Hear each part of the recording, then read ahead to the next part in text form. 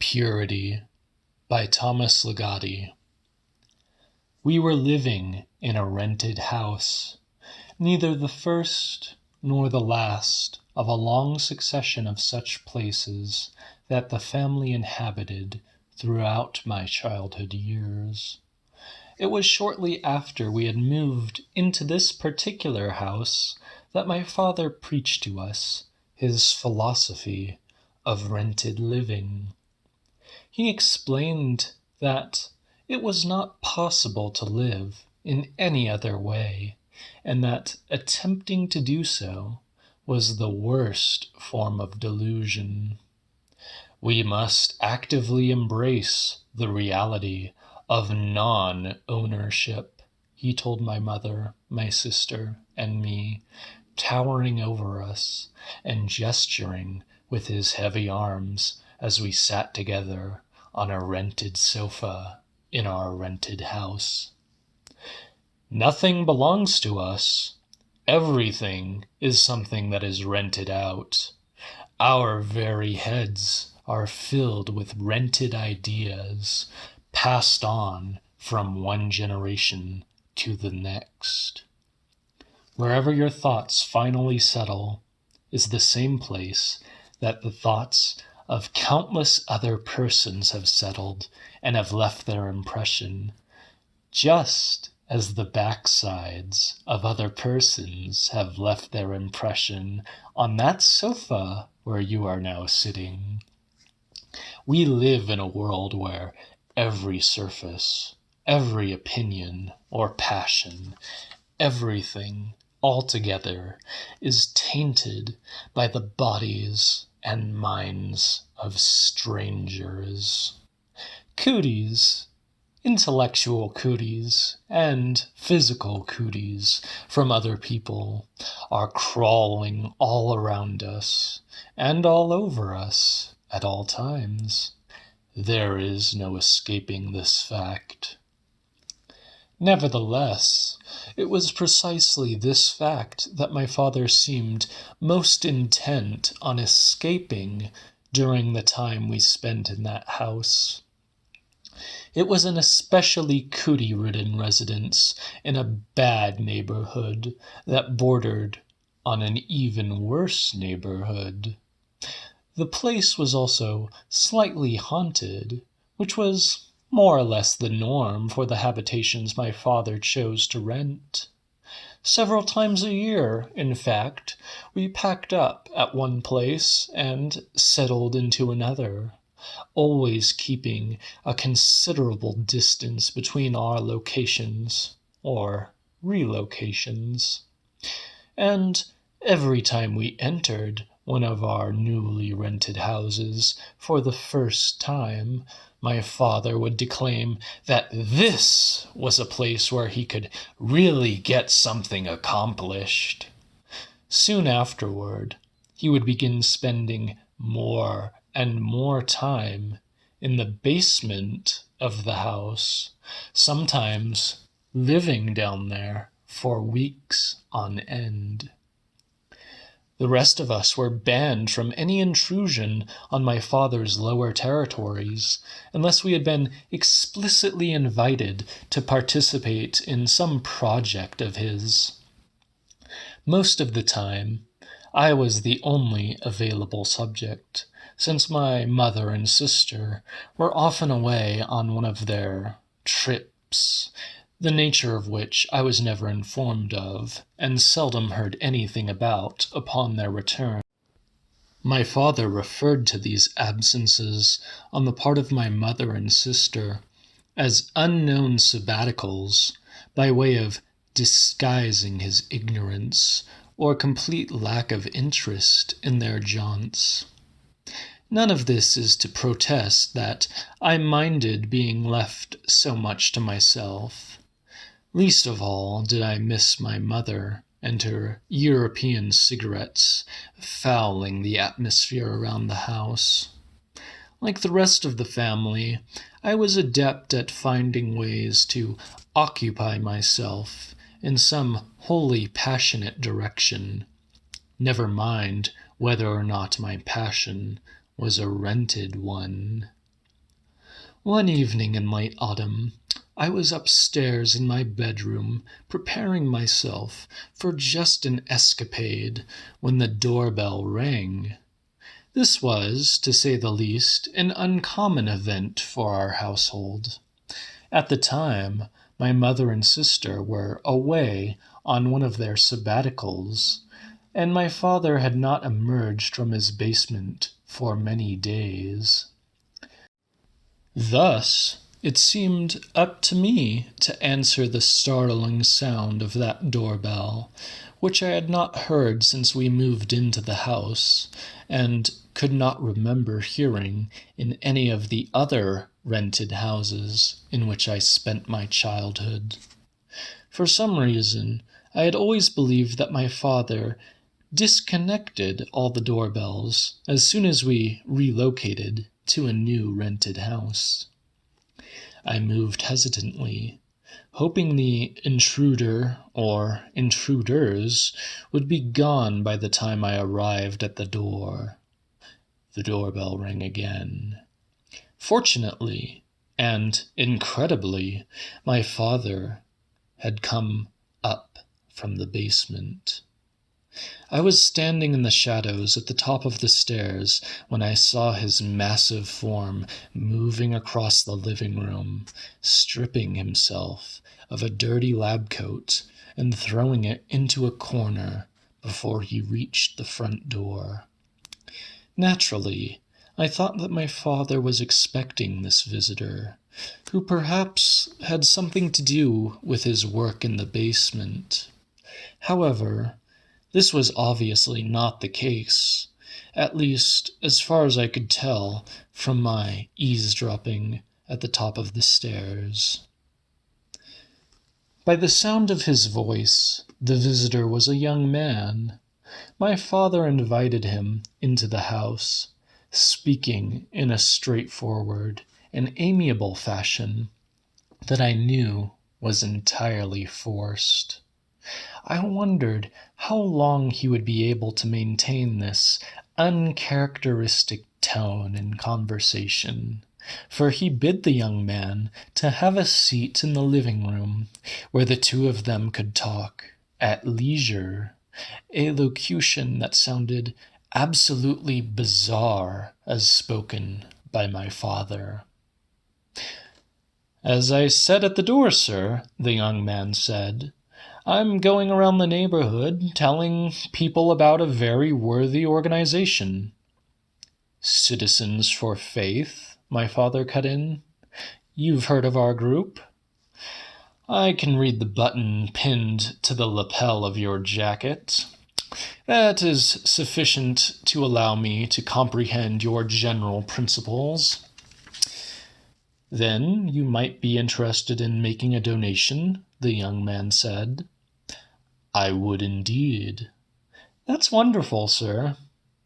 But only on the condition that you allow me to challenge these absurd principles of yours, to really put them to the test. I've actually been hoping that you, or someone like you, would have come along.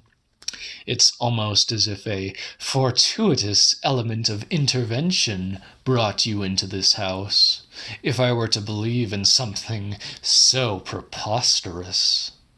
So ended my father's short-lived capitulation to straightforwardness and amiability. "Sir?" said the young man, his brow creasing with a bit of incomprehension. "I will explain. You have these two principles in your head, and possibly they are the only principles that are holding your head together.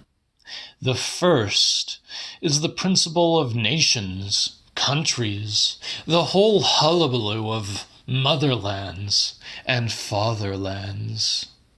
The second is the principle of deities. Neither of these principles has anything real about them. They are merely impurities poisoning your head. In a single phrase, citizens for faith, You have incorporated two of the three major principles, or impurities, that must be eliminated, completely eradicated, before our species can begin an approach to a pure conception of existence. Without pure conception, or something approaching pure conception, everything is a disaster, and will continue to be a disaster. I understand if you're not interested in making a donation, sir, said the young man, at which point my father dug his hand into the right pocket of his trousers and pulled out a wad of cash that was rolled into a tube and secured with a thick rubber band. He held it up before the young man's eyes. "This is for you, but only if you will give me the chance to take those heinous principles of yours and clean them out of your head." "I don't believe my faith to be something that's just in my head." Until this point, I thought that my father was taunting the young man for pure diversion, perhaps as a means of distracting himself from the labors in which he had been engaged so intensely over the past few days. Then I heard what to my ears was an ominous shift in my father's words, signifying his movement from the old-school iconoclast he had been playing to something desperate and unprincipled with respect to the young man. "Please forgive me. I didn't mean to suggest that anything like that was only in your head. How could such a thing be true, when I know quite well that something of the kind inhabits this very house?" "He is in every house," said the young man. "He is in all places." "Indeed, indeed. But something like that is very much in this particular house." My suspicion was now that my father made reference to the haunted condition, although it barely deserved the description of our rented house. I myself had already assisted him in a small project relevant to this condition and what its actual meaning might be, at least insofar as my father chose to explain such things. He even allowed me to keep a memento of this Phase 1 experiment, as he called it. I was all but sure that this was the case when my father alluded to his basement. "Basement?" said the young man. "Yes," said my father. "I could show you." "Not in my head, but in your basement?" said the young man as he attempted to clarify what my father was claiming. "Yes, yes, let me show you, and afterward I will make a generous donation to your group. What do you say?" The young man did not immediately say anything, and perhaps this was the reason that my father quickly shouted out my name. I backed up a few steps and waited, then descended the staircase as if I had not been eavesdropping all along. "This is my son," my father said to the young man, who stood up to shake my hand. He was thin and wore a second-hand suit, just as I had imagined while I was eavesdropping at the top of the stairs. "Daniel, this gentleman and I have some business to conduct. I want you to see that we're not disturbed." I simply stood there as if I had every intention of obediently following these instructions. My father then turned to the young man, indicating the way to the basement. "We won't be long." No doubt my presence, that is, the normality of my presence was a factor in the young man's decision to go into the basement. My father would have known that. He would not know, nor would he have cared, that I quietly left the house as soon as he had closed the basement door behind him and his guest. I did consider lingering for a time at the house, if only to gain some idea of what phase my father's experimentation had now entered, given that I was a participant in its early stages. However, that night I was eager to see a friend of mine who lived in the neighborhood.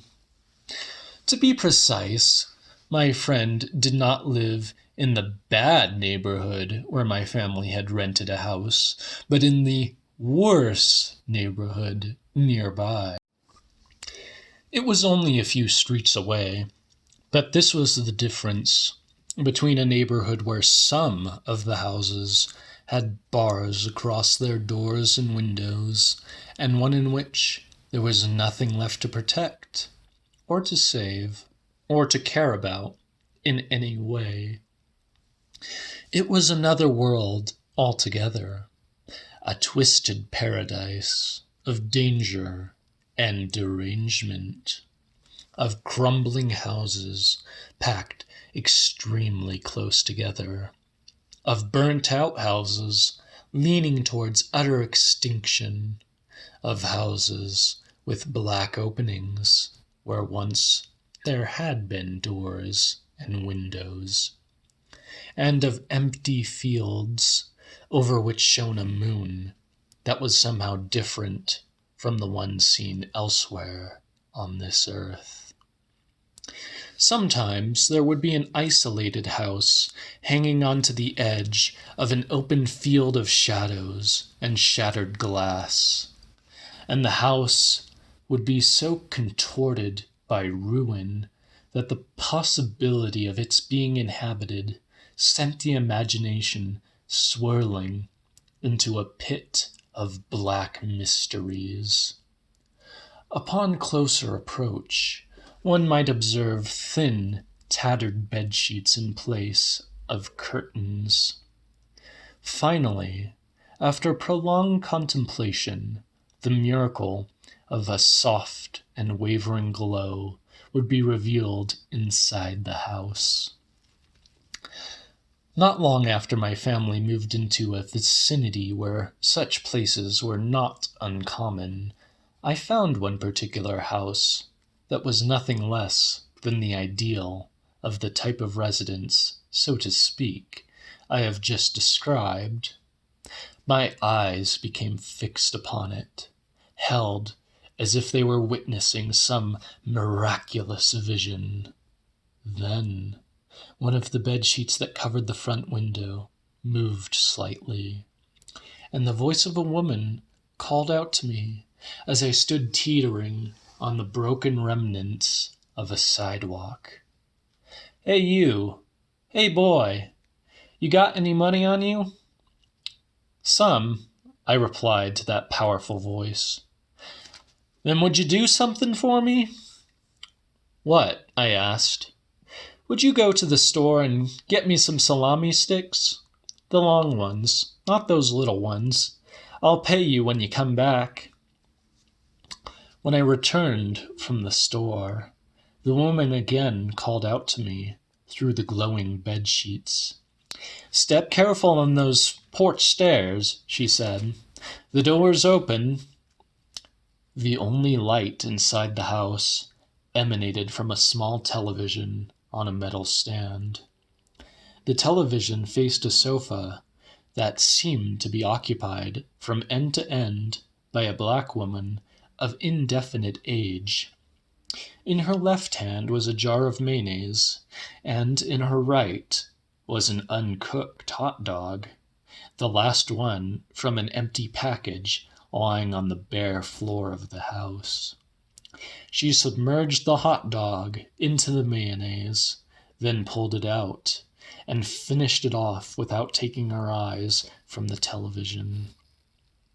After licking away some of the mayonnaise from her fingers, she screwed the lid back on the jar and sent it to one side of the sofa, which appeared to be the only piece of furniture in the room. I held out the salami sticks to her, and she put some money in my hand. It was the exact amount I had paid, plus $1. I could hardly believe that I was actually standing inside one of the houses I had been admiring since my family moved into the neighborhood. It was a cold night, and the house was unheated. The television must have operated on batteries, since it had no electrical cord trailing behind it. I felt as if I had crossed a great barrier to enter an outpost that had long been abandoned by the world, a place cut off from reality itself. I wanted to ask the woman if I might be allowed to curl up in some corner of that house and never again leave it. Instead, I asked if I could use the bathroom. She stared at me silently for a moment, and then reached down behind the cushions of the sofa. What she brought forth was a flashlight. She handed it to me and said, "Use this and watch yourself.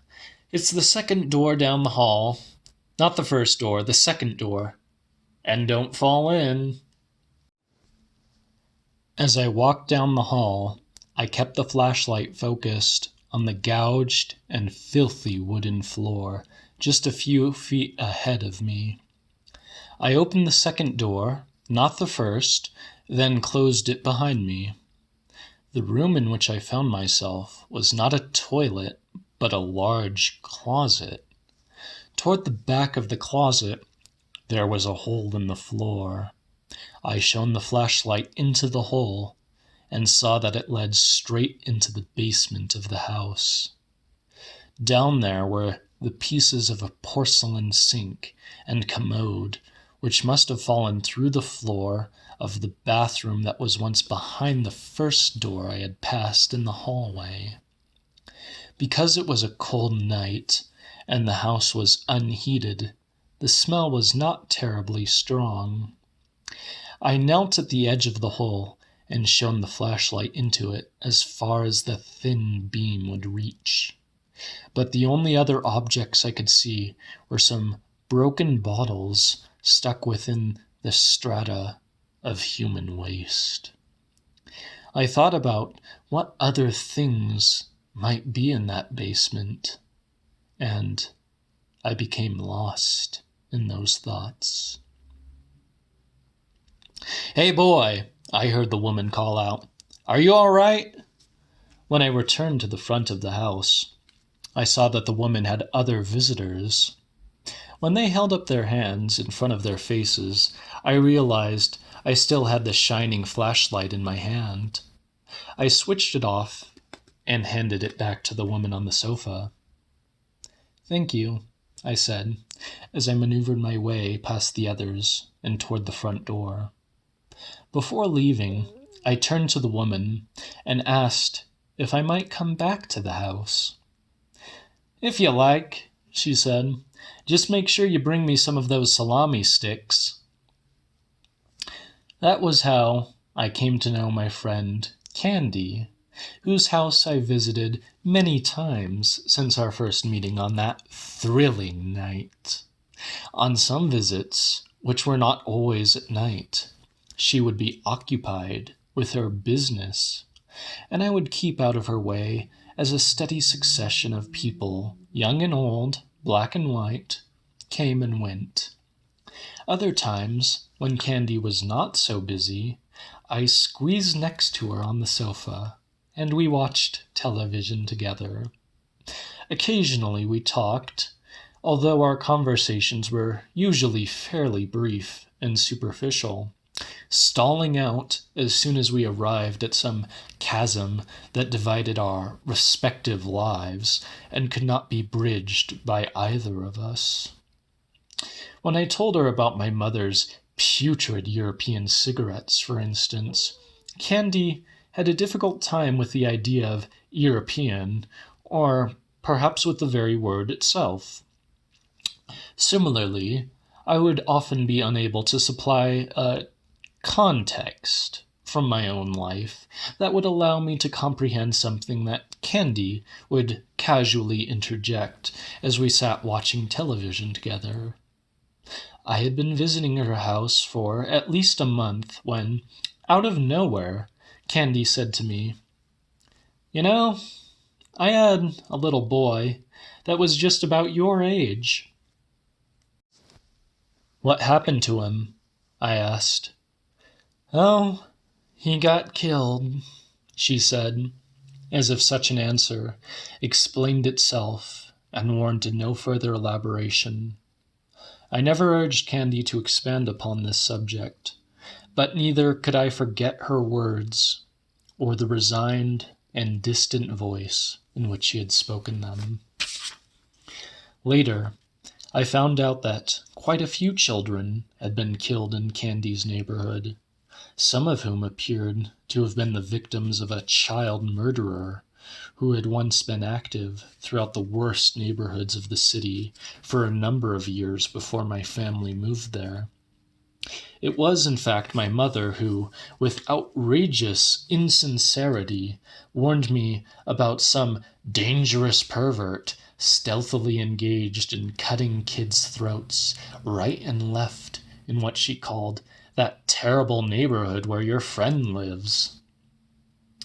On the night that I had left our rented house, after my father had gone into the basement with the young man who was wearing a second-hand suit, I thought about this child murderer as I walked the streets leading to Candy's house. These streets gained a more intense hold upon me after I learned about the child killings. Like a nightmare that exercises a hypnotic power, forcing your mind to review its images and events over and over, no matter how much you want to forget them. While I was not interested in actually falling victim to a child murderer, the threat of such a thing happening to me only deepened my fascination with those crowded houses and the narrow spaces between them, casting another shadow over the ones in which that neighborhood was already enveloped. As I walked toward Candy's house, I kept one of my hands in the pocket of my coat, where I carried something that my father had constructed to be used in the event that, to paraphrase my irrepressibly inventive parent, anyone ever tried to inflict personal harm upon me. My sister was given an identical gadget, which looked something like a fountain pen. Father told us not to say anything about these devices to anyone, including my mother, who for her part had long ago equipped herself with self-protection in the form of a small caliber automatic pistol. On several occasions, I had been tempted to show this instrument to Candy, but ultimately I did not break the vow of secrecy on which my father had insisted. Nevertheless, there was something else my father had given me, which I carried in a small paper bag swinging at my side, that I was excited to show Candy that night. No restrictions had been placed on disclosing this to anyone, although it probably never occurred to my father that I would ever desire to do so. What I carried with me contained, in a squat little jar inside the paper bag, was a byproduct, one might say, of the first phase experiment in which I had assisted my father not long after we had moved into our rented house. I have already mentioned that, like so many of the houses where my father lived during my childhood years, our current residence was imbued with a certain haunted aspect, however mild it might have been in this instance. Specifically, This haunting was manifested in a definite presence I sensed in the attic of the house, where I spent a great deal of time before I became a regular visitant at Candy's. As such things go, in my experience, there was nothing especially noteworthy about this presence. It seemed to be concentrated near the wooden beams which crossed the length of the attic, and from which, I imagined, some former inhabitant of the house may have once committed suicide by hanging.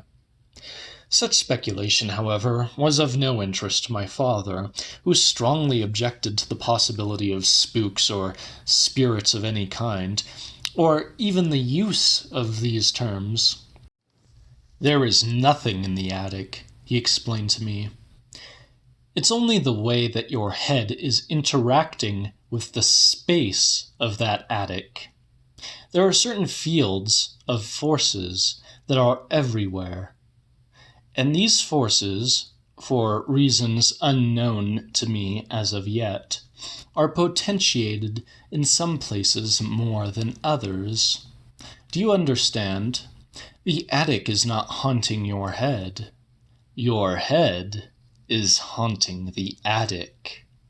Some heads are more haunted than others, whether they are haunted by ghosts, or by gods, or by creatures from outer space. These are not real things. Nonetheless, they are indicative of real forces, animating and even creative forces, which your head only conceives to be some kind of spook, or who knows what. You are going to help me prove this by allowing me to use my apparatus in the basement to siphon from your head that thing which you believe to be haunting the attic. This siphoning will take place in a very tiny part of your head, because if I siphoned your whole head, well, never mind about that. Believe me, you won't feel a thing." After it was over, I no longer sensed the presence in the attic. My father had siphoned it away and contained it in a small jar, which he gave to me once he was through with it as an object of research, his first phase of experimentation in a field which, unknown to other scientists who have since performed similar work, my father was the true Copernicus or Galileo, or whomever one might care to name. However, as may be obvious by now, I did not share my father's scientific temperament, and although I no longer felt the presence in the attic, I was entirely resistant to abandoning the image of someone hanging himself from the wooden beams crossing the length of a lonely attic and leaving behind him an unseen guideline to another world. Therefore, I was delighted to find that the sense of this presence was restored to me in the portable form of a small jar, which, when I cupped it tightly in my hands, conveyed into my system an even more potent sense of the supernatural than I had previously experienced in the attic. This was what I was bringing to Candy on that night in late autumn. When I entered Candy's house, there was no business going on that might distract us from what I had to show her. There were, in fact, two figures slumped against the wall on the opposite side of the front room of the house, but they seemed inattentive, if not completely oblivious to what was happening around them. "What did you bring for Candy?" she said, looking at the paper bag I held in my hand.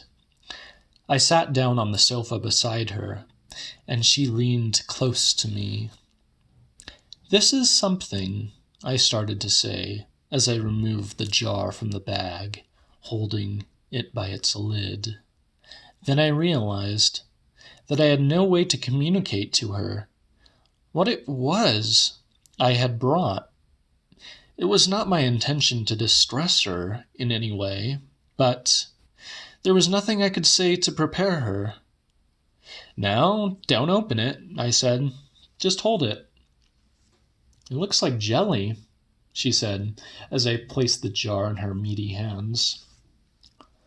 Fortunately, the contents of the jar presented no disturbing images, and in the glowing light of the television, they took on a rather soothing appearance. She gently closed her grip on the little glass container, as if she were aware of the precious nature of what was inside. She seemed completely unafraid, even relaxed. I had no idea what her reaction would be. I knew only that I wanted to share with her something that she could not otherwise have known in this life, just as she had shared the wonders of her house with me. "Oh my God," she softly exclaimed. "I knew it. I knew that he wasn't gone from me. I knew that I wasn't alone." Afterward, it occurred to me that what I had just witnessed was in accord with my father's assertions. Just as my head had been haunting the attic with the presence of someone who had hanged himself, Candy's head was now haunting the jar with the presence of her own design, one which was wholly unlike my own. It seemed that she wished to hold on to that jar forever. Typically, forever was about to end. A nondescript car had just pulled up and stopped in front of Candy's house. The driver quickly exited the vehicle and slammed its door behind him. "Candy," I said, "there's some business coming." I had to tug at the jar to free it from her grasp, but she finally let it go and turned toward the door. As usual, I wandered off to one of the back rooms of the house, an empty bedroom where I liked to huddle in a corner and think about all the sleeping bodies that had dreamed there throughout innumerable nights. But on this occasion, I did not huddle in a corner. Instead, I kept watch on what was happening in the front room of the house. The car outside had come to a stop too aggressively, too conspicuously, and the man in the long coat who walked toward the house moved in a way that was also too aggressive, too conspicuous. He pushed open the door of Candy's house and left it open after he stepped inside. "Where's the white kid?" said the man in the long coat. "No white people in here," said Candy, who held her eyes on the television. "Not including you." The man walked over to the two figures across the room and gave each of them a nudge with his foot. "If you didn't know, I'm the one who lets you do business." "I know who you are, Mr. Police Detective. You're the one who took my boy. You took other ones, too. I know that." "Shut up, fat lady. I'm here for the white kid." I took the pen out of my pocket and pulled off the top, revealing a short, thick needle, like the point of a pushpin. Holding the pen at my side and out of sight, I walked back down the hallway. "What do you want?" I said to the man in the long coat. "I'm here to take you home, kid." If there was anything I had ever known in my life as a cold, abstract certainty, it was this. If I went with this man, I would not be going home. "Catch," I said, as I threw the little jar at him. He caught the jar with both hands, and for a moment his face flashed a smile. I have never seen a smile die so quickly or so completely. If I had blinked, I would have missed the distress transition. The jar then seemed to jump out of his hands and onto the floor. Recovering himself, he took a step forward and grabbed me. I have no reason to think that Candy or the others in the room saw me jab the pen into his leg. What they then saw was the man in the long coat releasing me and crumbling into a motionless pile. Evidently, the effect was immediate. One of the two figures stepped out of the shadows and gave the fallen man the same kind of contemptuous nudge that had been given to him. "He's dead, Candy," said the one figure. "You sure?" The other man rose to his feet and mule-kicked the head of the man on the floor. "Seems so," he said. "I'll be damned," said Candy, looking my way. "He's all yours. I don't want no part of him." I found the jar, which fortunately was unbroken, and went to sit on the sofa next to Candy. In a matter of minutes, the two figures had stripped the man down to his boxer shorts. Then one of them pulled off the boxer shorts, saying, "They look practically new." However, he stopped pulling soon enough when he saw what was under them. We all saw what was there, no doubt about that. But I wondered if the others were as confused by it as I was. I had always thought about such things in an ideal sense, a mythic conception handed down over the centuries. But it was nothing like that. "Put him in the hole," shouted Candy, who had stood up from the sofa and was pointing toward the hallway. "Put him in the goddamn hole." They dragged the body into the closet and dropped it into the basement. There was a slapping sound made by the unclothed form as it hit the floor down there. When the two figures came out of the closet, Candy said, "Now get rid of the rest of this stuff, and get rid of the car, and get rid of yourselves." Before exiting the house, one of the figures turned back. "There's a big hunk of cash here, Candy. You're going to need some traveling money. You can't stay here." To my relief, Candy took part of the money. I got up from the sofa and set the jar on the cushion beside my friend. "Where will you go?" I asked. "There are plenty of places like this one in the city.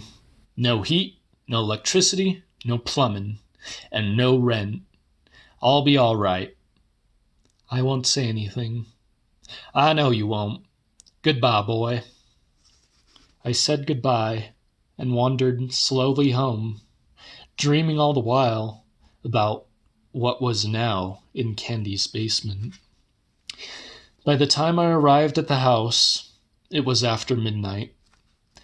My mother and sister must have also returned, because I could smell the stench from my mother's European cigarettes as soon as I took 2 steps inside. My father was lying on the living room sofa, clearly exhausted after so many days of working in the basement. He also seemed quite agitated, his eyes wide open and staring upward, his head moving back and forth in disgust or negation or both, and his voice repeatedly chanting, "Hopeless impurities, hopeless impurities." Hearing these words helped to release my thoughts from what I had seen at Candy's. They also reminded me that I wanted to ask my father about something he had said to the young man in the second-hand suit who had visited the house earlier that night. But my father's condition at the moment did not appear to lend itself to such talk. In fact, he betrayed no such awareness of my presence. Since I did not yet feel up to confronting my mother and sister, who I could now hear were moving about upstairs, probably still unpacking from their trip, I decided to take this opportunity to violate my father's sanctions against entering the basement without his explicit authorization. This, I believed, would provide me with something to take my mind off the troubling events of that night. However, as I descended the stairs into my father's basement, I felt my mind and senses being pulled back into the dark region of Candy's basement. Even before I reached the bottom of the stairs, that underground place imposed upon me its atmosphere of ruin and wreckage, and of an abysmal chaos that, I was thankful to discover, I still found captivating. And when I saw the state of things down there, I was overcome with a trembling awe that I had never experienced before. Everything around me was in pieces.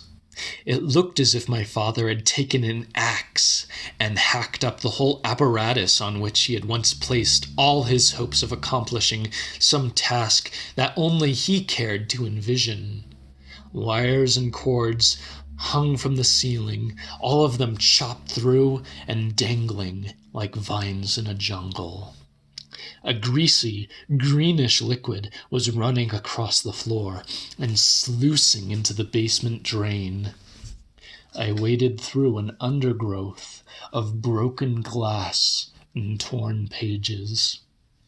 I reached down and picked up some of the pages savagely ripped from my father's voluminous notebooks.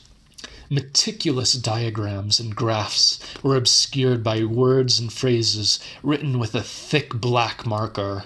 Page after page had the word impure scrawled over them like graffiti on the walls of a public toilet.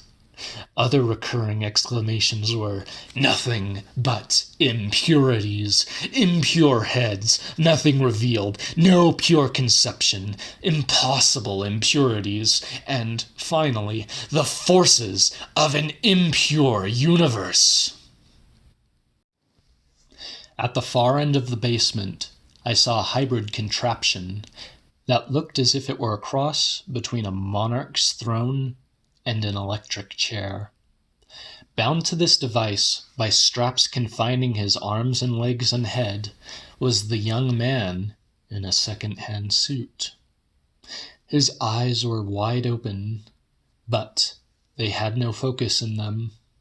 I noticed that the greasy, greenish liquid had its source in a container the size of a water cooler bottle that was upended next to the big chair.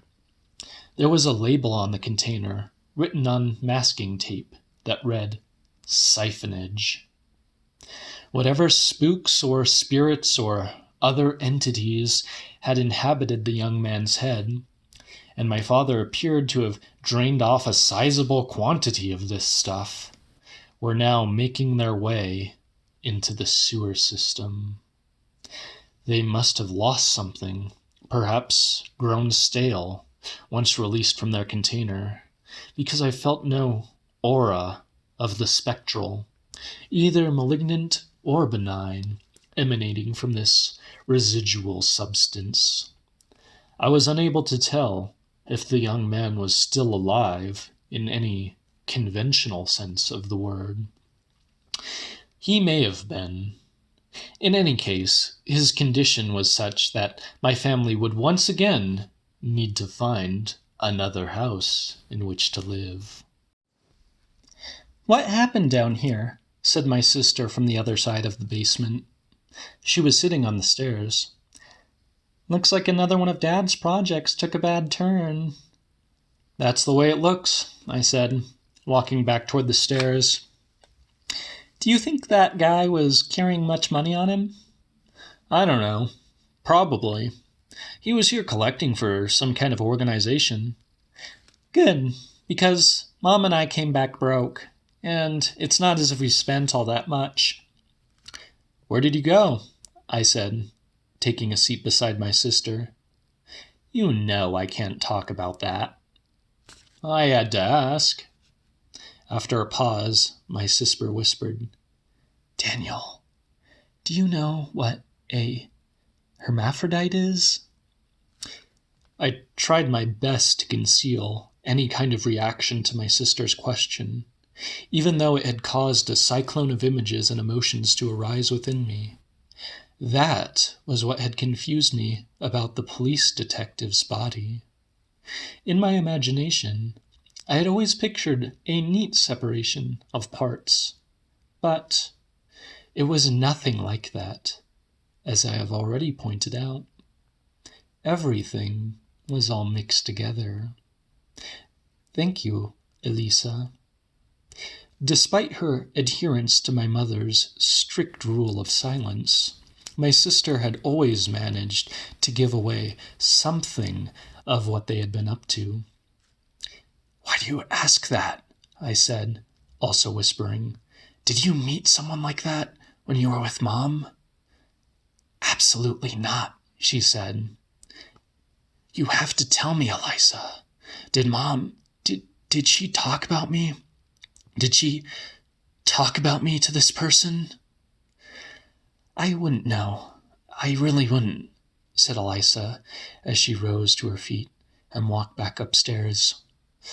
When she had reached the top step, she turned around and said, "How's this thing between you and Mom going to end? Every time I mention your name, she just clams up. It doesn't make any sense." "The forces of an impure universe," I said rhetorically. "What?" said my sister. "Nothing that drives anybody makes any sense, if you haven't noticed that by now. It's just our heads, like Dad's always saying." "Whatever that means. Anyway, you better keep your mouth shut about what I said. I'm never telling you anything ever again," she finished, and then went upstairs. I followed my sister into the living room. My father was now sitting up on the sofa next to my mother, who was opening boxes and pulling things out of bags, presumably showing what she had brought on her latest trip with Elisa. I sat down in a chair across from them. "Hi, baby," said my mother. "Hi, Mom," I said, then turned to my father. "Hey, Dad, can I ask you something?" He still seemed a bit delirious. "Dad?" "Your father's very tired, honey." "I know. I'm sorry. I just wanted to ask him one thing. Dad, when you were talking to that guy, you said something about you called them principles?" "Countries, deities," said my father, from a deep well of depression. "Obstacles to a pure conception." "Yeah, but what about the third principle? You never said anything about that." But my father had faded out and was now gazing disconsolately at the floor. My mother, however, was smiling. No doubt she had heard all of my father's talk many times over. "The third principle," she said, blowing a cloud of cigarette smoke in my direction. "Why, it's families, sweetheart.